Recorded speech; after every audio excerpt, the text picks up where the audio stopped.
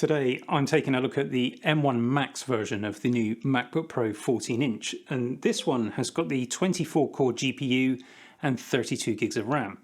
And I'm pretty excited about this machine, and that's mainly because this is the one that I ordered for myself, and this will become my new daily driver. In this video I'm going to show you how this compares to the entry-level 14-inch M1 Pro and also the 16-inch M1 Pro with some updated benchmarks. But before I get to that, how about a quick face-off between this laptop, the entry-level 14-inch, and a Windows laptop? Maybe using 12K BRAW. Now just take a look at this. This is the M1 Max playing a DaVinci Resolve timeline with 12K BRAW clips. I downloaded the sample clips from DaVinci's website and I've put them into a simple 4K timeline.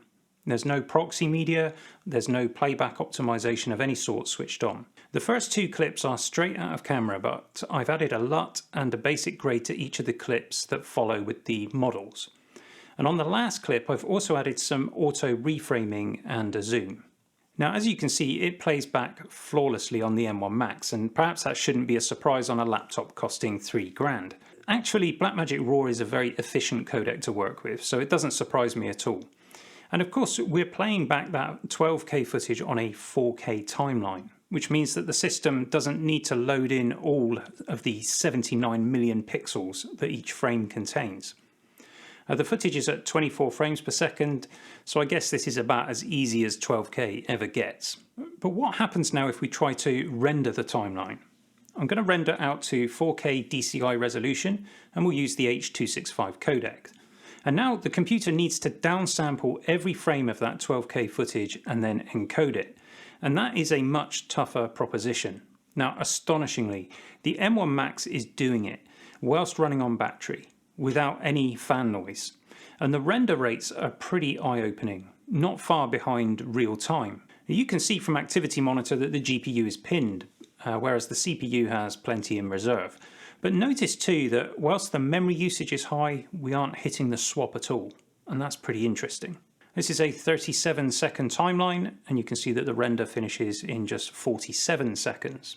So am I saying that you should rush out and buy an M1 Max for BRAW 12K video editing? Absolutely not.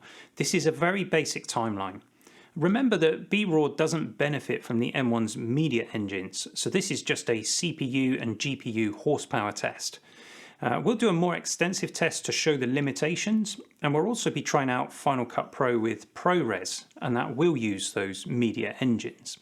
Of course, in this example we're rendering out to H.265, and that can use the media encoder on the M1 chip. So is this render process running so fast simply because we chose to output a codec that the M1 is optimized for? Let's try the same thing on the entry-level 14-inch. This has the 8-core CPU and the 14-core GPU. This laptop can play back the footage once it's loaded and cached. The first time it loads it does drop a few frames, but as you can see here, it's playing back the footage absolutely fine. So let's try a render. And again you'll see the GPU is pinned. And that should help answer the question that we've just posed. You see, the M1 may have optimized encoders for H.265, but that original 12K footage is being decoded first by the GPU. And notice here again that the system memory is fully utilized, but we don't hit swap at any point. The render here takes much longer. We're getting around 5 frames per second on average, and so the whole render takes 3 minutes. So the difference between the M1 Max and the M1 Pro models is not the extra CPU cores, it's a combination of the additional GPU cores and the additional memory. And this is a really helpful insight, not just for choosing between the various M1 models, but also for understanding the potential GPU performance of these machines. Let's bring in my Razer Blade Stealth 13-inch. This laptop has a Core i7 1165 G7, and it's a good notebook CPU for sure, but it's not at the same level as M1, no matter what Intel would have you believe. But as we saw, this test hasn't been limited by CPU, and this particular laptop has an ace up its sleeve. It has a dedicated nVidia GPU. It's a 1650 Ti Max-Q, and if we went purely by benchmarks like Geekbench 5's compute test, then you'd conclude that this GPU is better than the 24-core in the M1 Max. And when it comes to raw compute performance, it probably does have the edge. So what happens if we run the same test? I should say that this is the latest Resolve Studio 17.4.1, and this is the great thing about Resolve, it's optimized for Mac and for PC, so we can do some proper cross-platform comparisons here. As you can see, the Razer is able to play the footage. Much like the M1 Pro, it drops a few frames when loading, but then it's completely fine. When it comes to the render though, things start to fall apart. We're getting less than 1 frame per second on average, and I'm not going to sit around to wait for it to finish. Before anyone calls foul, I did try this render with all of the different encoder settings and with both H.264 and H.265, and the render performance never changed. And I believe that's because it's limited by the GPU, and specifically the video RAM. Because this dedicated GPU has just 4 GB, but the M1 GPUs can access all of the system RAM. So whilst the Razer has a more powerful GPU, in this test it loses out due to lack of video RAM. Now, this Razer laptop is a great laptop, and let's be fair here, Razer don't sell it as a video editing machine, it's a portable gaming notebook, and I absolutely love it, it's great for that purpose. And the point here isn't to insult Windows. In fact, I have a Windows workstation behind me which would easily outperform any of these machines, and you will see that when we do our full big video test. The point really in this video is just simply to show you what the benchmarks don't. Having 32 GB of RAM in your notebook and having a very decent GPU which can tap into all of that memory resource is what makes these MacBook Pros the creative powerhouses that they are. And I'm not aware of any Windows notebooks yet that can compete.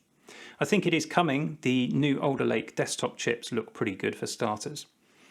But if we compare this Razer to the entry-level 14-inch, which is a fair comparison because they have the same retail price. The Razer, of course, is a far better choice for gaming, but even that entry-level M1 Pro is a better choice for something like video editing, particularly if you want to be mobile. Because for this test, of course, that Razer laptop had to be plugged in to get maximum performance, and the fans were audible. Anyway, I thought that was an interesting insight, and it perhaps helps you to see where going from 16 to 32 gigs of RAM might pay dividends. Battery life is also something worth mentioning, and I haven't done any detailed testing yet, but the M1 Max definitely doesn't last as long as the entry-level 14-inch M1 Pro, which is perhaps stating the obvious, since there's a lot more going on under the hood in the M1 Max. Still though, the battery life is way better than any PC notebook I've ever used, for my particular workload anyway. So let's now do a quick run through of the benchmarks. I've updated them to add in the M1 Max, but I'm also going to put the Razer notebook into the mix as well for comparison purposes. And we're going to start with the Affinity Photo benchmark. So this is a real-world performance metric for Affinity Photo and Designer. And the single core score that we see is no different to any of the other M1 chips. Multi-core though is very slightly higher, and that may be due to the additional memory bandwidth on the Max chip. GPU performance, that's what we want to look at though. This is 55% improved over the 16-core M1 Pro. Just take note as well of the Razer's scores, and bear in mind this is a real-world application. The M1 chips offer around 36% better single-core performance in this application. Multi-core performance on the Razer is way behind, but in fairness, the 1165 G7 is a quad-core CPU, so I don't think that's really a relevant comparison. Again though, we can see that the unified memory in the Max offers a huge benefit to the GPU in apps that are designed to take advantage of those optimizations, and the Affinity apps certainly are designed that way. If we take a look at Geekbench 5 now, the M1 Max scores 12,733 on multi-core. And again, this is just very slightly ahead of the 10-core M1 Pro. And we see the same minuscule performance increase shown in Cinebench R23. This is another real-world CPU test, because it's basically the rendering engine for the Cinema 4D app. And moving on to the Blackmagic Raw speed test, which is showing the playback rates for different grades of footage using both CPU and GPU, we find the M1 Max actually scores 2 frames per second higher than the M1 Pro for 8K content. That's 7% up. Again, that must be due to the additional RAM and memory bandwidth in the M1 Max. The GPU scores 200 frames per second for 8K BRAW, and that's 25% improved over the 16-core GPU with 16 gigs of RAM.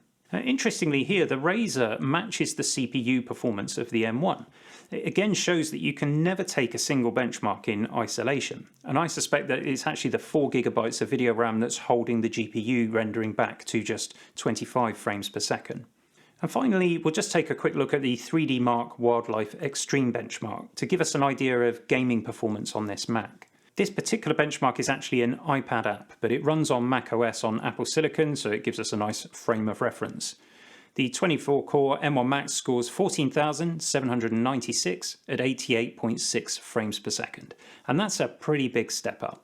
So I hope you found all of that interesting or useful in some way. Can we draw any conclusions from this and the previous tests that we've already done? Well, if you have a CPU-focused workload, any of the M1 Pro chips, probably with 16 gigs of RAM, will be sufficient for most people. If you've got a workflow that includes GPU, then I think the additional memory is a good shout, and the M1 Max is certainly a very big step up. Pete's 32-core M1 Max with 64 gigs of RAM has just arrived. Pete will be here in a moment and we'll unbox it and start running some tests on that.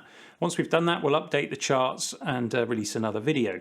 And then we're going to get on with that big showdown I mentioned, which will be DaVinci Resolve with lots of different grades, and we're going to have Intel Macs and PCs to help us really see where these Macs sit. We'll also look at making some additional episodes to cover off some of your suggestions, so please keep them coming.